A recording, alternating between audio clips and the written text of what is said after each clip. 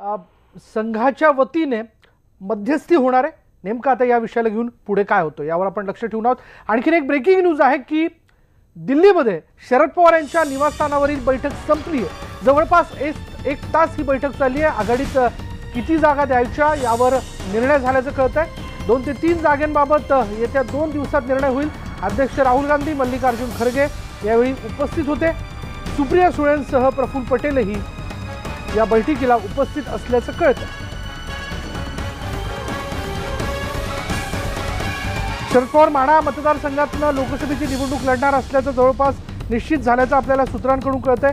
त्याबद्दलही या बैठकीत चर्चा झाली असणार, पण नेमका फॉर्म्युला काय असावा, कोण कुठल्या जागा घेणार याविषयीही या बैठकीत निश्चितपणे चर्चा झाली असेल। कारण खुद्द अध्यक्ष राहुल गांधी या ठिकाणी उपस्थित होते, शरद पवार समोरासमोर होते। त्यामुळे दोन्ही पक्षांचे अध्यक्ष समोरासमोर असल्या कारणाने निश्चित असा फॉर्म्युला देखील ठरला असणार यात काही एक शंका नाही।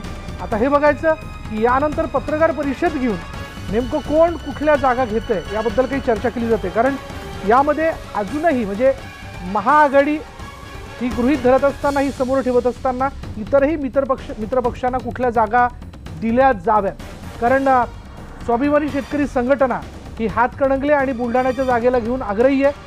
त्याचबरोबर इतरही जे छोटे मोठे मित्रपक्ष ज्या आघाडीत सहभागी आहेत महाआघाडीत, त्यांना देखील कुठल्या जागा सोडायच्या याबद्दल देखील चर्चा झाली असणार। आमचे प्रतिनिधी प्रशांत लीला रामदास आपल्यासोबत आहेत। प्रशांत, ही बैठक जी आहे जवळपास 1 तास चालली शरद पवारांच्या निवासस्थानी, काही अंदाज येतोय का, काही तपशील कळू शकलाय का? विशाल, जवळपास 1 तास ही राष्ट्रवादी काँग्रेस पक्ष आणि काँग्रेसच्या नेत्यांची बैठक झाली 6 जनपद मार्गावर निवासस्थानी। आणि या बैठकीमधून अतिशय महत्त्वाचं म्हणजे राष्ट्रवादी काँग्रेस असो किंवा काँग्रेस या दोघांच्याही जागेचा फॉर्म्युला निश्चित झालेला आहे। उमेदवारांची जवळपास निश्चित झालेली आहे। फक्त 2 ते 3 जागा संदर्भात जी चर्चा बाकी आहे ते आगामी 2 ते 3 दिवसात याचा निर्णय होईल अशी माहिती प्राप्त झालेली आहे। आणि जवळपास दोन्ही पक्षांनी, काँग्रेसच्या नेत्यांनीही या संदर्भात मान्यता दिलेली आहे आणि दोन्ही पक्षाच्या नेत्यांनी या सगळ्या फॉर्म्युल्याला मान्यता दिलेली आहे। आगामी 2 ते 3 दिवसात या फॉर्म्युल्याची घोषणा देखील होईल अशी ही माहिती प्राप्त झालेली आहे। ज्या पद्धतीनं काही घटक पक्षांना जागा द्यायच्या असतात, राजू शेट्टी यांनाही काही जागा द्यायच्या आहे, प्रकाश आंबेडकरांना जर सोबत घ्यायचं असेल तर त्यांनाही काही जागा द्यावं लागेल, इतरही घटक पक्ष त्यांना सोबत घ्यायचे, या संदर्भातला निर्णय देखील आज झालेला आहे।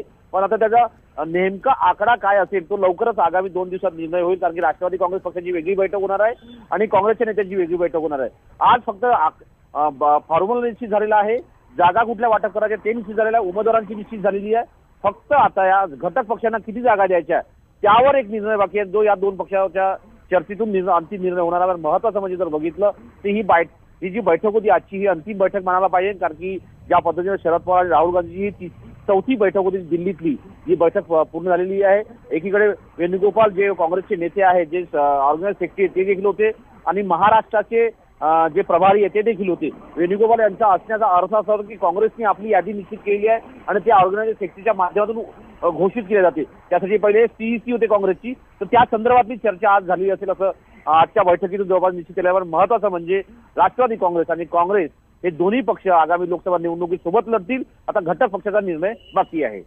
विशाल, धन्यवाद प्रशांत या सगळ्या माहितीबद्दल। आता या दोघांमध्ये चर्चा झाल्याचं आपण बघतोय, काँग्रेस आणि राष्ट्रवादीमध्ये आता घटक पक्षांच्या संदर्भात पुढे चर्चा केली जाईल असं देखील कळतं। ही